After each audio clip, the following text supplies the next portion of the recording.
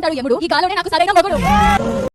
కావ్య నిఖిల్తో ప్రేమలో ఉందని అందరూ అనుకున్నారు. నిఖిల్ బిగ్ బాస్లోకి వెళ్ళిన తర్వాత వీళ్ళ మధ్య మనస్పర్ధలు వచ్చాయి. బిగ్ బాస్ నుంచి వచ్చిన తర్వాత ఇద్దరు బ్రేకప్ అయినట్లు చాలా ఈవెంట్లో ఆ క్వశ్చన్ని రిపీట్ చేయొద్దు అంటూ కావ్య తెలియజేసిన సంగతి తెలిసిందే. కావ్య రీసెంట్గా సుడిగాలి సుధీర్తో ఈవెంట్లో పాల్గొంటూ డ్యాన్సులు వేస్తూ అందరినీ ఆకట్టుకుంటుంది. ఆ ఈవెంట్కి సంబంధించిన ఫొటోస్ వీడియోస్ కూడా నెట్లో బాగా వైరల్ అవుతున్నాయి.